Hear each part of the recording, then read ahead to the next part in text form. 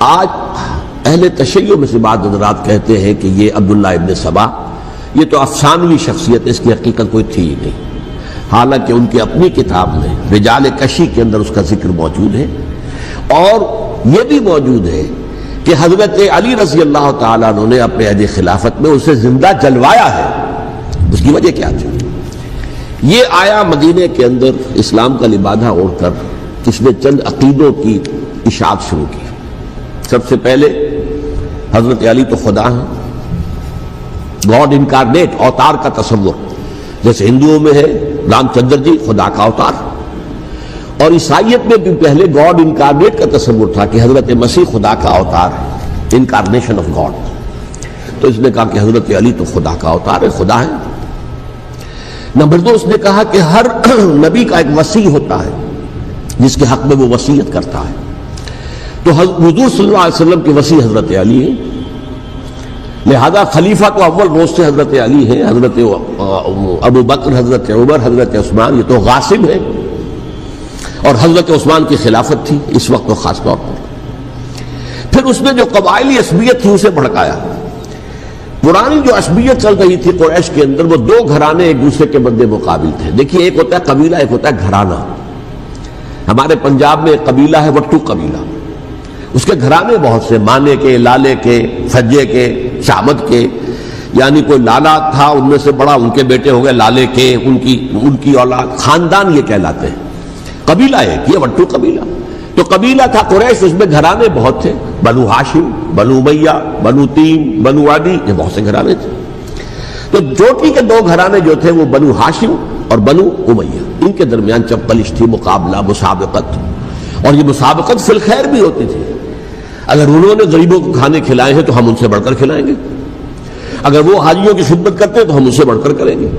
تو ان کے اندر یہ مسابقت فی الخیر بھی تھی، لیکن چپلش تھی کہ کوئی ہم سے آگے نہ نکل جائے، وہ سمجھتا تھا وہ آگے نہ نکل جائے۔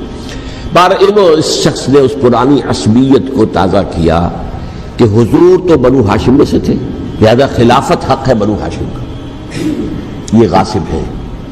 اس سے پہلے دو خلفاء جو تھے وہ نہ بنو ہاشم سے تھے نہ بنو امیہ سے تھے۔ حضرت ابو بکر بنو تیم میں سے تھے، چھوٹا قبیلہ تھا۔ حضرت عمر بنی عدی میں سے تھے، وہ بھی چھوٹا قبیلہ تھا۔ یہ حضرت عثمان پہلے خلیفہ جو بنو امیہ میں سے تھے، جن کی پرانی چپکلش بنو ہاشم سے تھی۔ اب اس کو موقع مل گیا کہ پرانی قبائلی عصبیت کو بھڑکائے۔ یہ ہے اصل میں اس فتنے کا پس منظر عبداللہ ابن سبا نے جو آ کر پھیلایا ہے، اور اس کی تفصیل میں اس وقت میں نہیں جا سکتا، کیسے یہ فتنہ پروان چڑھا، کیا انہوں نے اسٹریٹجی اختیار کی، کہ یہ کیا کرتے تھے، گروہ بنا کر بھیجتے تھے لوگوں کو۔ کوفے میں جاؤ تو وہاں پر دمشق کے گورنر کے خلاف اور مصر کے گورنر کے خلاف الزامات لگاؤ، اس نے یہ کیا، وہ غبن کر گیا، وہ یہ کر گیا، وہ خیانت کر رہا ہے، وہ رشتہ داروں کو پال رہا ہے، اور عثمان کے خلاف بھی تقریریں کرو رضی اللہ تعالیٰ عنہ۔ دمشق میں جاؤ تو کوفے کے گورنر کے خلاف، کیونکہ دمشق کے گورنر کے خلاف بات کرو گے تو لوگوں کو معلوم ہوگا کہ یہ جھوٹ بول رہے ہیں، لیکن یہ کہ وہاں تو تم بات کرو کوفے کے گورنر کے خلاف اور مصر کے گورنر کے خلاف اور حضرت عثمان کے خلاف۔ مصر میں جاؤ تو بات کرو کوفے کے اور شام کے گورنر کے خلاف اور حضرت عثمان کے خلاف۔ یہ انہوں نے ایسا اٹھایا، اور اس زمانے میں آپ کو معلوم ہے ذرائع رسل و رسائی تھے نہیں، نہ اس فتنے کی پتہ چل سکا جب تک کہ وہ فتنہ جو ہے پوری طرح برگ و بار لا کر تراور درخت نہیں بن گیا۔ اس کے نتیجے میں حضرت عثمان رضی اللہ تعالیٰ عنہ شہید ہوئے، اور خلیفہ پھر حضرت علی رضی اللہ تعالیٰ عنہ کو انہی سوائیوں نے، جنہوں نے گھیراؤ کیا تھا، جنہوں نے حضرت عثمان کو شہید کیا ہے، یہی حضرت علی رضی اللہ تعالیٰ عنہ کے ارد گرد ہو گئے۔ اور حضرت علی رضی اللہ تعالیٰ عنہ بھی نہیں چاہتے تھے خلافت کی بیعت لینا، لیکن آخر کیا کرتے؟ کیا وہ امت کو بغیر خلیفہ کے چھوڑ دیتے؟ حضرت زبیر سے کہا گیا، انہوں نے نہیں مانا، رد کر دی بات۔ حضرت طلحہ سے کہا گیا، انہوں نے نہیں مانا۔ حضرت علی سے کہا گیا، اب عشرہ مبشرہ میں سے یہی تو تھے نا، لہذا انہوں نے تسلیم کر لیا، خلافت ہو گئی۔ لیکن اس کے بعد جو خانہ جنگی ہوئی ہے، اس خانہ جنگی کے نتیجے میں نوٹ کر لیجئے کہ 1,00,000 کے قریب مسلمان ایک دوسرے کی تلواروں اور نیزوں اور برچھیوں اور تیروں سے ختم ہو گئے، ہلاک ہو گئے۔ یہ ہماری تاریخ کا تاریک ترین باب ہے، 5 سال 4.5 سال حضرت علی کی خلافت کے اور 6 مہینے حضرت حسن کی خلافت کے رضی اللہ تعالی عنہ۔ اس سے کیا ہوا کہ ایک طرف تو اسلام کی جو توسیع ہو رہی تھی، تھمتا نہ تھا کسی سے سیل رواں ہمارا، وہ سیلاب رک گیا، انٹرنل سیبوٹاج ہو گئی نا، اب تو اندر ہی آپس ہی میں اگر دست و گریبان ہو گئے تو باہر اب کیا توسیع کرتے ہیں، وہ توسیع کا عمل رک گیا۔ اور یوں سمجھیے کہ جیسے ٹرک اگر کبھی چل رہا ہو، بھرا ہوا ہو، لوڈنگ، اور وہ چڑھائی چڑھ رہا ہو، تو اگر کہیں موشن ٹوٹ جائے، ٹرک کو رکنا پڑے، تو ڈرائیور کے جان پر بن جاتی، اس لیے کہ اس کو دوبارہ سٹارٹ کرنا، اور جبکہ وہ چڑھائی پر ہے، انکلائن پر ہے، آسان کام نہیں ہوتا، خطرہ ہوتا ہے وہ پیچھے جو ہے وہ نہ جائے۔ اور پہاڑی علاقوں میں آپ کو معلوم ہے ذرا پیچھے چلے جانے کا مطلب جو ہے بہت خطرناک جو ہے نتیجہ نکل سکتا ہے۔ بہرحال حضرت علی رضی اللہ تعالیٰ عنہ نے اپنے خلافت میں ایک کام یہ کیا، اب اس کی کیا مصلحتیں تھیں یہ تو انہی کے علم میں ہوگا، ہم قیاس کر سکتے ہیں اور میں اس طرف میں نہیں جانا چاہتا۔ ابھی تک خلافت کا مرکز تھا مدینہ منورہ، حضرت ابوبکر، حضرت عمر، حضرت عثمان، وہی جہاں حضور صلی اللہ علیہ وسلم رہے تھے اور جہاں پر کہ حضور مدفون تھے۔ لیکن حضرت علی نے اپنا مرکز جو ہے وہ کوفہ بنا دیا۔ اچھا، اس کی ایک ظاہری وجہ یہ سمجھ میں آتی ہے کہ اسلام کا جو پھیلاؤ ہو گیا تھا، وہ سلطنت اتنی وسیع ہو گئی تھی کہ مدینہ منورہ بہت جنوب میں اور بڑے صحرا کو عبور کر کے جانا ہوتا تھا۔ کوفہ جبکہ ایسی مقام پر تھا کہ جہاں سے مشرقی راستہ جا رہا ہے ایران کو، عراق کے اندر تو ہے وہ شہر کوفہ، اور پھر ایران اور خراسان اور ہندوستان کو راستہ جا رہا ہے، وہیں سے شمال کی طرف جا رہا ہے، شام کی طرف اور ترکی کی طرف، اور وہاں سے پھر یہ کہ مغربی افریقہ کو بھی کنٹرول کرنا، جو شمالی افریقہ کو، وہ بھی آسان تھا۔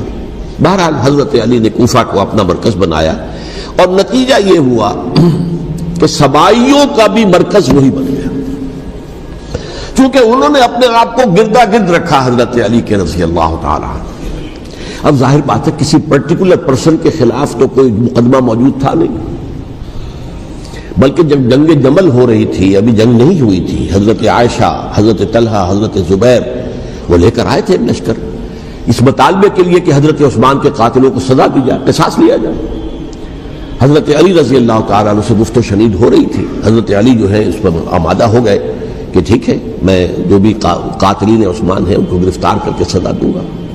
این اسی وقت کوفے کی مسجد کے اندر جو ہے 10,000 کا مجمع کھڑا ہو گیا، ہم سب قاتل عثمان ہیں، لو ہم سے بدلہ کہاں سے لوگے؟ اور انہوں نے کیا کیا، جاتے ہی جنگ چھیڑ دی، جب چھڑ جائے تو یا مرو یا مارو، اس کے سلاوہ تو کوئی چارہ کار ہوتا ہی نہیں۔ ایک رات میں 10,000 مسلمان شہید ہوئے، جن میں 2 عشرہ مبشرہ میں سے حضرت زبیر اور حضرت طلحہ رضی اللہ تعالیٰ۔ تو یہ صورت تھی، سبائیوں نے گھیراؤ کیا حضرت علی کا رضی اللہ تعالیٰ۔ حضرت معاویہ دعوے دار نہیں تھے خلافت کے، قطعاً نہیں، ان کا صرف ایک دعویٰ تھا، اور وہ یہ تھا کہ عثمان کے قاتلوں کو گرفتار کرو، یا خود سزا دو یا ہمارے حوالے کرو، ہم اس سے قصاص لیں گے۔ اس لیے کہ قبیلہ بنو امیہ کا تھا، اور حضرت ابی معاویہ بنو امیہ میں سے، تو ایک خاندانی طور پر جو ہے ہم قصاص لیں گے ان سے جنہوں نے قتل کیا ہے حضرت عثمان کو۔ لیکن یہاں ظاہر بات ہے کہ حضرت علی رضی اللہ تعالیٰ عنہ کی طرف سے مطالبہ یہ ہوتا تھا تم پہلے میری بیعت کرو، میرے ہاتھ مضبوط کرو تاکہ میں ان کے خلاف کوئی اقدام کر سکوں۔ لیکن انہیں یہ اندازہ تھا کہ اگر میں نے بیعت کی تو ظاہر بات ہے کہ حضرت علی تک پہنچنے سے پہلے مجھے گردن اڑا دیں گے یہ لوگ، اس لیے کہ سبائی جو ہے وہ آپ کو گھیرے ہوئے۔ بہرحال ایک عجیب الجھاؤ، ایک ڈائلیما تھا جس کی وجہ سے یہ جنگ چلتی رہی، اور حضرت علی رضی اللہ تعالیٰ عنہ کو انہی کے شیعان علی ہی کے اندر سے وہ جماعت علیحدہ ہوئی تھی جس کو ہم خوارج کے نام سے جانتے ہیں، اور ایک خارجی ملجم ابن ملجم ہی نے حضرت علی کو شہید کیا رضی اللہ تعالیٰ عنہ۔ پھر حضرت حسن رضی اللہ تعالیٰ عنہ، اب دیکھیے کس قدر صحیح بات تھی جو حضرت علی رضی اللہ تعالیٰ عنہ نے فرمائی جب ان سے کہا گیا کہ کیا ہم آپ کے بیٹے حسن کے ہاتھ پر بیعت کر لیں رضی اللہ تعالیٰ عنہ؟ فرمایا نہ میں تمہیں اس کا حکم دیتا ہوں نہ میں اس سے روکتا ہوں، یہ تمہارا معاملہ ہے، امرہم شورا بینہم، تم اپنے باہمی مشورے سے جو فیصلہ کرو گے ٹھیک ہے، میں نہ حکم دیتا ہوں نہ روکتا ہوں۔ اس کا کیا مطلب ہے؟ باپ کے بعد بیٹے کی خلافت ہرگز حرام نہیں ہے، ورنہ کہتے کیسے ہو سکتا ہے میرا بیٹا؟ نہیں، یہ نہیں کہا۔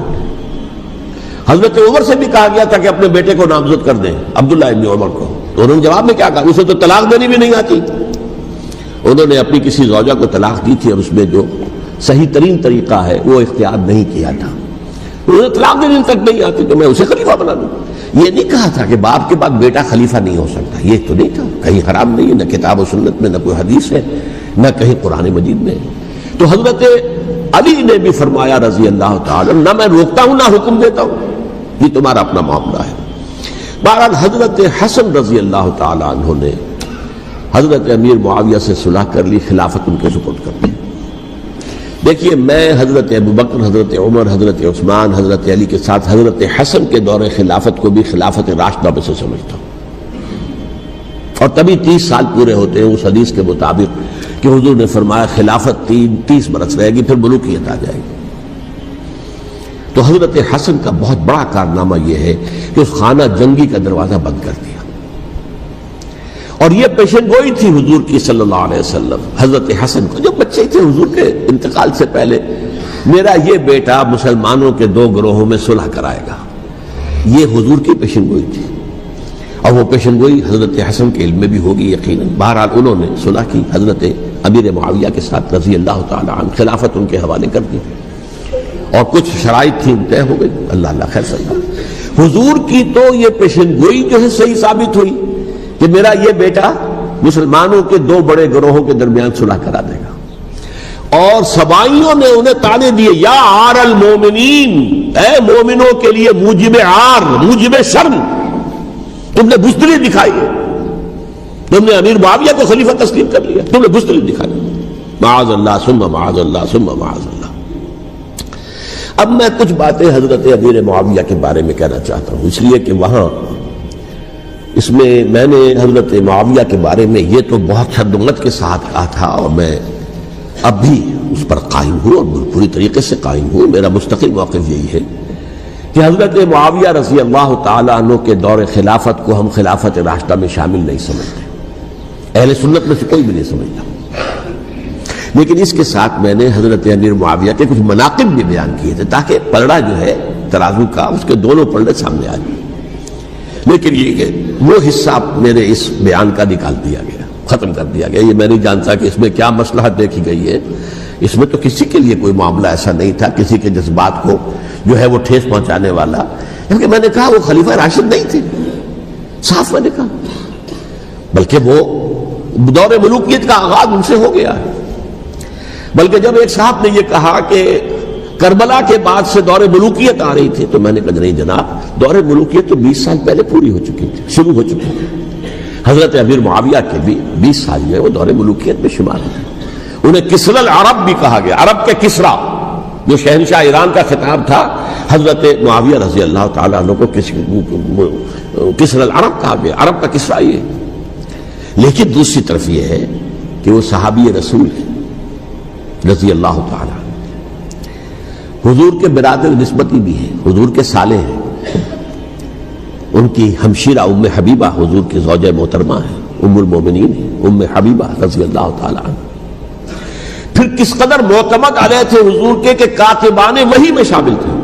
وحی کی کتابت کرنے والے چند لوگ تھے جنہیں کہ حضور کہتے تھے کہ اب یہ آیت لکھ لو، ان میں سے ایک امیر معاویہ بھی رضی اللہ تعالیٰ. تو بڑے توازن کی ضرورت ہے. دیکھیے صحابہ کرام کا جہاں تک تعلق ہے، اہل سنت کا موقف یہ ہے کہ صحابہ کلہم عدول، صحابہ سب کے سب نیک نیت ہیں، اور ان کی روایت جو ہے قبول کی جائے گی، رد نہیں کی جائے گی، ان پر کوئی جرح و تعدیل نہیں ہوگی. اس لیے کہ ان کا تزکیہ محمد رسول اللہ صلی اللہ علیہ وسلم نے کیا تھا. لہذا یہ تو ہو سکتا ہے کہ کسی صحابی سے کوئی خطا ہو جائے، لیکن وہ خطا اجتہادی ہوگی، نیت کی خطا نہیں ہوگی، نیت کی غلطی نہیں ہوگی. اگر کسی صحابی کی نیت پر حملہ کیا جائے تو یہ اصل میں طعن ہے، حملہ ہے حضور پر کہ وہ تربیت دے نہیں سکے اپنے ساتھیوں کو. معاذ اللہ ثم معاذ اللہ ثم معاذ اللہ، وہ تزکیہ کر ہی نہیں سکے. 3 جگہ جو قرآن میں آیا ہے یتلو علیہم آیاتہ ویزکیہم، تو کیا تزکیہ کیا؟ اگر ان کے قریب ترین ساتھی جو تھے، اگر ان کے اندر بھی بدنیتی تھی اور دنیا کی طلب تھی اور دنیا کے اندر اقتدار حاصل کرنے کا جذبہ تھا، تو پھر کیا تزکیہ کیا؟ معاذ اللہ ثم معاذ اللہ. لہذا صحابہ سب کے سب عدول ہیں، اور ان سے اختلاف ممکن ہے، لیکن ان کی نیت پر حملہ نہیں ہو سکتا. تو حضرت امیر معاویہ کی شخصیت ایک چیز ہے، آپ کا دور خلافت دوسری چیز ہے۔ شخصیت کے اعتبار سے صحابی رسول ہیں، برادر نسبتی ہے حضور کے صلی اللہ علیہ وسلم، اور پھر یہ کہ اس قدر معتمد علیہ ہے صحابہ میں سے کہ وہ کاتبان وحی، یہ عام آدمی کے کرنے کا کام نہیں تھا جو وحی کی کتابت کرے، اللہ کے کلام کی۔ البتہ یہ ہے کہ جیسا کہ میں نے عرض کیا، ان کا دور خلافت راشدہ نہیں ہے، وہ ملوکیت کا دور ہے۔ یہ میں نے جیسا عرض کیا، میں نے ایک صاحب نے جب یہ کہا کہ ملوکیت شروع ہو رہی تھی، میں نے کہا شروع نہیں ہو رہی تھی، ملوکیت تو 20 سال پہلے شروع ہو چکی تھی۔ اسی طریقے سے ایک صاحب نے کہا تھا کہ اسلام کو قائم کرنے کے لیے حضرت حسین میدان میں آئے، میں نے کہا یہ بھی غلط ہے، اسلام تو 60 سال پہلے قائم ہو چکا تھا، نبی اکرم صلی اللہ علیہ وسلم کے دست مبارک سے اسلام قائم ہو گیا، جاء الحق وزهق الباطل ان الباطل کان زهوقا، پھر 30 برس تک وہ کامل شکل کے اندر قائم رہا۔ تو اسلام جو ہے وہ در حقیقت اب قائم کرنے والی بات نہیں تھی، البتہ اس کے اندر زوال شروع ہو گیا تھا، اس زوال کے عمل کو روکنے کے لیے حضرت حسین میدان میں آئے۔ یہ ایک چیز کو صحیح تاریخی پرسپیکٹو میں رکھنا، تو جس طرح سے دین کو قائم کرنے کے لیے دیکھیے قائم تو کیا محمد رسول اللہ صلی اللہ علیہ وسلم والذین معہ رضی اللہ تعالی عنہ، انہوں نے کیا تھا۔ ہاں اب جو ہے وہ اپنی اس شاندار حیثیت سے نیچے گرنے لگا تھا، وہ میں بعد میں عرض کروں گا کہ میں نے اسے کیا عرض کیا تھا کہ یہ اس زوال کو روکنے کے لیے کسی طریقے سے یہ اپنی اصل حقیقت میں قائم رہے، یہ حضرت حسین رضی اللہ تعالیٰ عنہ کی سعی تھی۔ اچھا، حضرت امیر معاویہ کے جو 20 سال ہیں وہ پورے امن، سکون، اطمینان، کوئی جھگڑا، کوئی فساد، کوئی اختلاف، کوئی باہمی خاندانی، کچھ 20 سال۔ یہ بھی تاریخ کی بڑی چشم کشا حقیقت ہے جو عام طور پر لوگوں کے علم میں نہیں ہے۔ سبائی بھی دبتے رہے، حضرت امیر معاویہ کی حکومت اتنی مضبوط تھی، کنٹرول، کہ ان کو کچھ سر اٹھانے کا موقع نہیں ملا۔ موجود تھے، دب کے رہے، جیسا کہ میں نے کہا ریولوشن کے آخری مرحلے پر آ کر جو مخالفین ہیں وہ دب جاتے ہیں کہ پھر دیکھیں گے موقع ملے گا تو پھر لیں گے ان سے حساب کتاب۔ 20 سال رہے ہیں پورے امن کے، 10 سال کے بعد یعنی درمیان میں ہے حضرت امیر معاویہ کا عہد خلافت۔ ایک صحابی جو کہ بزرگ صحابہ میں سے ہے، مغیرہ ابن شعبہ رضی اللہ تعالی عنہ، وہ آتے ہیں اور وہ کہتے ہیں کہ دیکھیے امیر المومنین، کتنی بڑی خانہ جنگی رہی تھی مسلمانوں کی آپس میں، اور اب بھی اگر آپ کسی کو نامزد کیے بغیر چھوڑ گئے امت کو تو پھر خانہ جنگی ہو جائے۔ 1 لاکھ اس وقت جو ہے وہ ہلاک ہوئے تھے، نہ معلوم اب کتنے ہلاک، لہذا آپ اپنی زندگی ہی میں نامزد کر دیجئے کسی کو خلیفہ، ولی عہد بنا دیجئے۔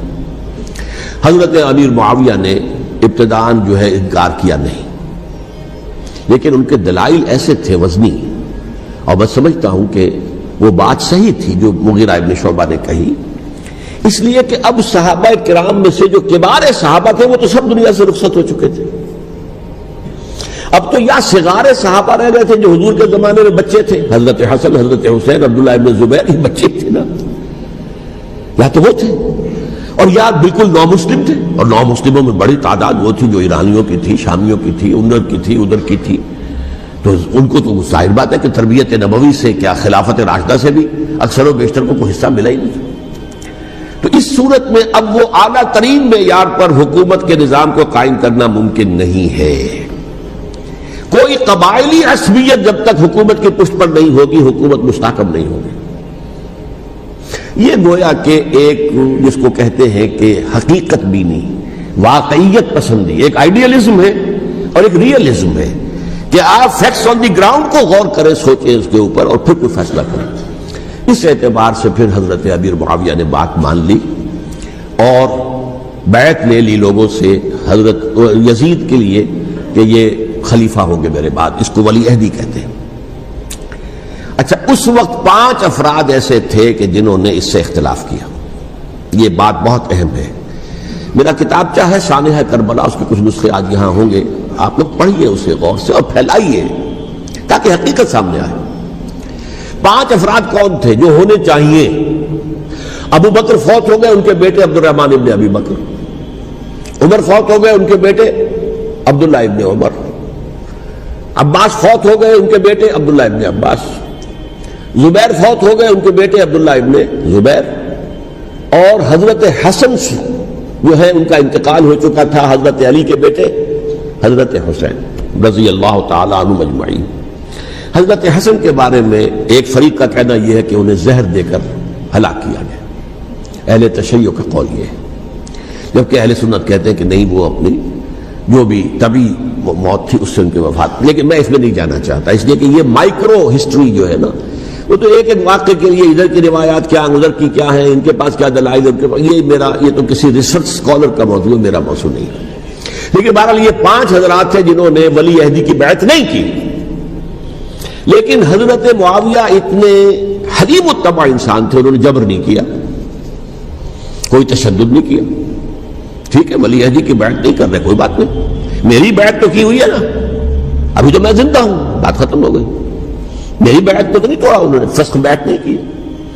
اس اعتبار سے انہوں نے نہ کوئی تشدد کیا، نہ جبر کیا، نہ کوئی مواخذہ کیا۔ لیکن جب امیر معاویہ کا انتقال ہو گیا، اب ولی عہدی کی بجائے وہ اب خلافت کی بیعت ہوئی، سب لوگوں نے بیعت کر لی۔ ان 5 میں سے ایک فوت ہو چکے تھے، حضرت عبد الرحمن ابن ابی بکر فوت ہو چکے رضی اللہ تعالی، 4 تھے، ان 4 میں ایک اختلاف ہوا۔ 2 کی رائے یہ تھی، عبداللہ ابن عمر، عبداللہ ابن عباس، کہ اگرچہ یہ کام غلط ہوا ہے، اسلام کی روح کے منافی ہوا ہے، یہ بادشاہت کی بنیاد پڑ رہی ہے، لیکن یہ بات ایسی نہیں ہے کہ اس کی بنا پر ہم خانہ جنگی شروع کروا دیں، امت کے اندر خون خرابہ کروائیں، فساد کروائیں، لہذا انہوں نے بیعت کر لی۔ اب کوئی اگر یہ کہے معاذ اللہ کہ وہ بک گئے تھے یزید کے ہاتھ میں، معاذ اللہ ثم معاذ اللہ، وہی بات آپ اختلاف کر سکتے ہیں کہ انہیں نہیں کرنی چاہیے تھی، یہ کوئی رائے رکھے، مجھے اختلاف نہیں، لیکن ان کی نیت پر حملہ کریں گے تو حملہ محمد رسول اللہ پر ہوگا صلی اللہ علیہ وسلم۔ عبداللہ ابن عمر کون ہیں؟ کتنی حدیثیں ان سے جو ہے وہ منقول ہیں۔ عبداللہ ابن عباس کون ہیں؟ جنہیں حضور نے جو ہے ان کے لیے دعا کی تھی، اے اللہ فقہہ فی الدین وعلمہ التاویل، اے اللہ اس نوجوان کو دین کا فہم عطا کر اور قرآن کی تعویل اور تفسیر کا علم عطا کر، حبر الامہ کہلاتے ہیں۔ وہ کہیں پیسوں اور ٹکوں کے عوض بک جانے والے نہیں تھے، انہوں نے امت کی مصلحت دیکھی، نیت جو ہے اس پر حملہ نہ کیجئے، البتہ اختلاف کا حق آپ کو حاصل ہے۔ 2 حضرات جو ہے ڈٹے رہے کہ نہیں، ہمیں کم وقت میں ریزسٹ کرنا ہے، عبداللہ ابن زبیر عمر کے